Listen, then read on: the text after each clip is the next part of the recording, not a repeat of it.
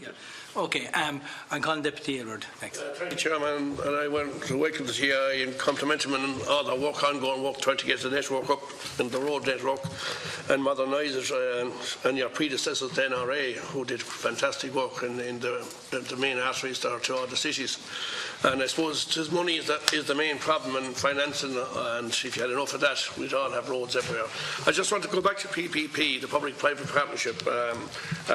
Isn't it true that where volume predictions are not reached, such as Deputy Conan spoke about water bypass, where they're not reached and the monies are not obtained, that the taxpayer or yourselves have to compensate whoever's in the PPP, which is that true, that if it's below volume and it doesn't reach the target set, such as the water bypass, that there's a cost to the taxpayer to pay back and subsidise the investment from the private partnership? Michael, might refer to Michael Kennedy. Sorry, there's no direct cost to the TI or to the taxpayer in that regard. There are only two schemes where that does arise, which are the ones that we mentioned, Limerick Tunnel and the Clonakell scheme. But in 6 of the other schemes, which includes the Waterford Bypass project, the traffic risk is solely with the PPP code. So they carry the can if they carry the can. And can I ask why the predictions that were predicted in the very beginning, why do you feel that the volume of traffic wasn't reached I just talk about the water bypass as an example. Why wasn't the volume of traffic that he predicted, we say it's feeding to Ross and to Rosslare and all, Kilkenny, why wasn't the volume of traffic? Is that people are not using the bypass and going through the city of Waterford still? What is the reasons for it not reaching its targets? I'd say you mentioned our predictions, but there's also the predictions of the private sector, because they also came in, they put their money behind the scheme and they did their own traffic predictions. I think what's happened internationally is we found out that traffic prediction on toll schemes isn't exactly, it's not up there in the 95th percentile in terms of accuracy. There's been lots of examples in Australia, in Spain, elsewhere throughout the continent, whereby these toll schemes have not performed as was expected. So I think there's been, over the last decade or so, one of the lessons that has been learned is traffic forecasting in a tolled environment is very difficult, and particularly in an urban context. I mentioned Limerick earlier. Waterford will be similar in terms of having beside a city kind of area type thing. It's even harder in the urban context. I think that's what's come to bear in these schemes. Well, has the cost of going through the toll, that's something to bear on it. And I know in Waterford situation, the whole key has been changed to make it unfriendly for juggernauts and lorries to go through it. And has that helped in the situation? I think that was always the plan, that they would try and make Waterford more kind of pedestrian friendly for the people that use the streets. I haven't got exact figures. I would suggest it has helped. I'm aware that the truck traffic has increased on the toll road. You mentioned about the level of the toll. Any toll level is going to cause diversion. There's no doubt about that. So if the toll was reduced, you get more traffic, but your revenue would go down. But dare I say, if the toll was increased, you'd probably get more revenue, even though you'd have a lower traffic volume. And can a company that's using it with a lot of lorries, like say Roadster or some of these lorries that have been going through it on a major scale locally in the southeast, can they make a special deal with the toll to get it at a reduced rate because of the volume of traffic they'd be putting through themselves? Or any business, I'm not saying just Roadster as an example, any business, I'm just taking that as an example. I don't believe it happens. And could it be done to make it more friendlier to people that are using it on a continuous basis 6 days a week and during working days? Could it be done?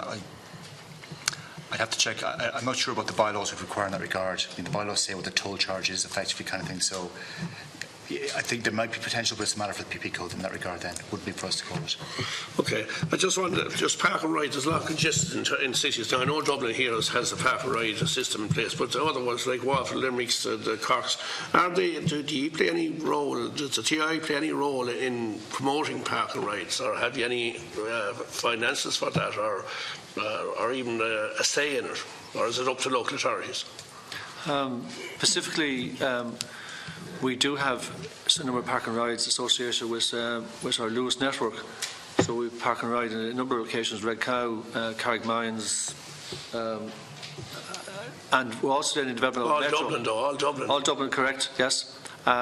It's not a space that we're in just yet. I suppose that may be something maybe for ourselves, maybe in the NTA to look at in future years. There are opportunities around there on the network.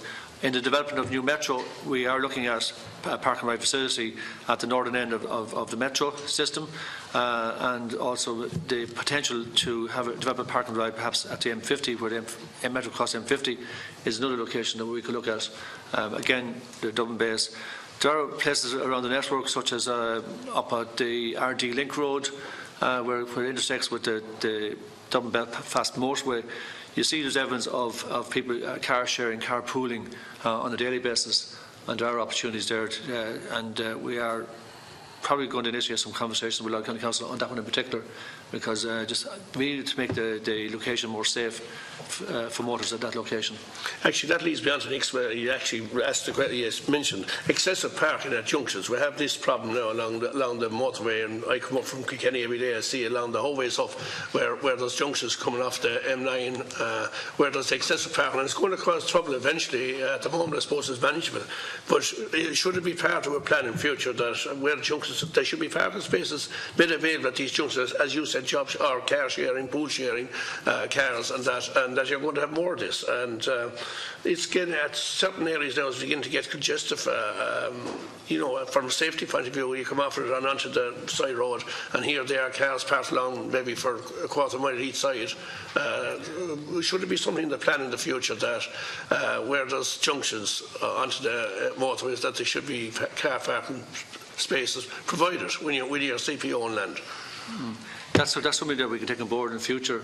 It's very hard to predict where these opportunities would arise, but we see them actually kind of have been developed in certain locations.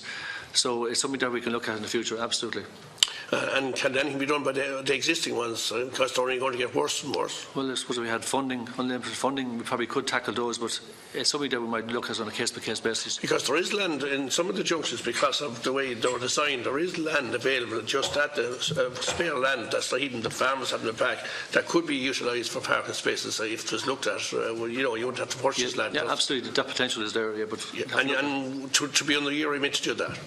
Well, we're not the road authority for the area. We will be under the remit of the local authority. That's something that we can discuss with them on a case-by-case basis. Must be something you look at for the future. Okay, now I'm going to go to, because I'm from the southeast, I'm going to go local, and I just wanted the new Ross bypass, which is progressing well. Time scale 31st of the 1st of C19. You're predicting when it be open for traffic. Is it on schedule? Yes, it's on schedule. Yeah. And no hiccups, because it's badly needed on there. Well, we've had 20 years of hiccups getting the new Ross bypass to construction, so I'm hoping we've put the hiccups behind us, and that current indications are, and the current rate of progress, we will have that. And BAM and the BAM Drigaders, the concessionaire, will bring it into operation by the date set in the contract. I just want to ask then on the extensions because we have a water bypass, we have a new Ross bypass, and we have about an 8 or 10 kilometre in the middle of a two-way carriageway system in the middle, which I suppose will not be very conducive to drivers, especially foreign drivers, and that you're going to a motorway, you're coming off it for 8 kilometres, you're onto a motorway again and bypasses. Well, are there any plans for in between bit in Kilkenny in particular, that's 8 to 10 kilometres between the two bypasses? That's between Waterford and between Ross. The new Ross bypass and Waterford bypass. Yeah, I mean that's Glenmore. Yeah, Glenmore, exactly.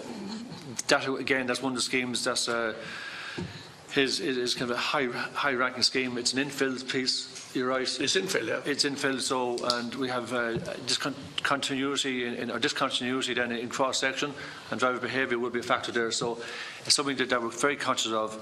If we had the funding, and we would go to construction on it, but obviously we don't. But we need to bring it to planning, and it's something that we will be talking to the department about in the next few months. And will it have a problem from, we say, especially for motors that are coming this small bit in the middle? Do you think it is dangerous to have this little small bit, and like you said, an infill of such a small area coming off for a dual carriageway onto a dual carriageway motorway? It's very confusing, I suppose, for drivers, and especially for foreign drivers. There is a possibility, I suppose, but with adequate signage, perhaps maybe it's something to be taken on board, maybe on the opening of the new Ross bypass. Right, as an interim measure. Right. And on the other side then, what's the plans for, we say, connecting for Gorey with the Gorey bypass to Rosslayer? Again, that scheme obviously will be different cross section. So it's not on our. So we don't actually. It's not on our. We're not actively progressing the scheme at the moment, but it's one of a number of schemes that are suspended and have been suspended for 8-10 years at this stage. You probably talk about in the Scotty bypass basically, that's what you'd be talking about. That's the join them up. At some stage. Yeah. Again, I'm going to stay local. The N24 Piltown bypass, there's a lot of problems, and I suppose for Soil IGT we had 10 deaths on that small stretch of road, 2+1 scheme, which I never agreed with, and we objected to it at that time.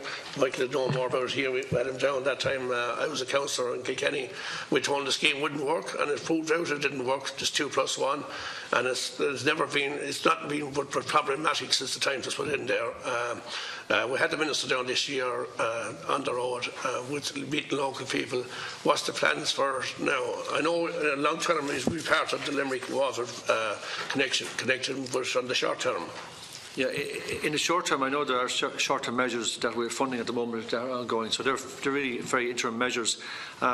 We have asked the local authority to progress the procurement of consultants to commence work on an upgrade of a 1.3 kilometre section of that. And that's really to close Inkbottle Junction. Yes, there's two junctions there. Yeah, Inkbottle and Tower Road. That's right, the two. To do a great separation of Tower Road, put a roundabout linking the link road into the village and to the main road junction. Do a 2+2 through that 1.3 kilometre section in its entirety. So basically we're grade separating and we're removing that conflict of traffic coming out of that junction. That scheme that has, I suppose, a decent benefits to cost ratio. Subject to getting planning consent through the Part A process with the local authority and acquiring the lands off I think there's 3 or 4 landowners that's involved. 3, I think. Yeah. 3, yeah. Okay, and so we could be at a position where we could have that scheme open late 19 or early 20 if we had the funding for it. But we still need to go through the planning process. The planning process isn't a very expensive process to go through. So Kilkenny will have the consultants on board, I think, in December. We should be able to get the Part A next year, and if the funding condition kind of would change, we'd get to construction kind of directly after that. So for clarification, you're talking about closing the 2 junctions, doing an overhead bridge and then driving onto the road system as like motorways coming onto it'd be left in, left out. That would be a great separation. It's standard junction arrangement, but it's also going to tidy up, I suppose, the conflict with the Inkbottle junction that's further down the road and the junction directly at the village. Yeah, so the plans on train there. Our solution all the time was actually to close off both junctions and grade separate one of them. Yeah. So tie them all in together. I think ourselves and local authority now of the same mind on that, and hence we're procuring consultants. So what time scale are we talking about? The time scale that we're looking at is the consultants would commence work in December, in January, and they've been procured at this stage. And I would say it would take the best part of all next year to get the design and the Part A through the local authority. And subject to the outcome of discussions with the landowners, that will determine whether we need to go to Port Penal or not. I don't think there's any big environmental issues there, so I don't think there's an EIS required. So the contract period for that scheme, that scale, is about 12 to 15 months. So subject to a positive outcome on getting through Part 8, planning approval, getting the land, getting design, and getting the procurement. So you're looking at probably 2 to 2.5 years from now. Okay. Just one last question. Just I come up from Naas into Dublin every day, and I just wonder why is there a 100 kilometre speed limit from Naas in, where there's a 3-lane road? I know it's a busy area, a busy road on a motorway where you have 120 straight to Naas, and then all of a sudden it cuts from 120 down to 100, and from there into the M50 to 100, and a wider road with more lanes. And yet, why is it not, for motors again, just to have continuity, why is it not 120 the whole way in? Because most people are doing 120 on it anyway. I suppose the main reason for that, Deputy, is from Naas junction at Maudlin's into Newlands Cross. We have a lot of uncontrolled access. We have garages, we have bus stops, commercial businesses accessing and egressing onto the dual carriageway. On a motorway cross section, we have controlled access points. We do not have petrol stations. We do not have quarries and or bus stops actually on motorways. That essentially is the difference. So it is a safety factor that's coming into play with regard to the speed limit being 100 kph rather than 120. So there'll be no intention of changing that? Under the 10T directive, that scheme, the M7 is under 10T is a core route. and under the directives, that scheme should be at a certain standard by the year 2030. To upgrade that road to more to a level would be really expensive. So I suppose in the scheme of things, with regard to the backlog of other I suppose, bottlenecks around the country and other pressing demands, it's unlikely we'll hit the 2030 target on upgrading that to motorway. Are there any plans? The M50, which was a great project when it started, but at the moment the M50 is nearly choked every morning and evening.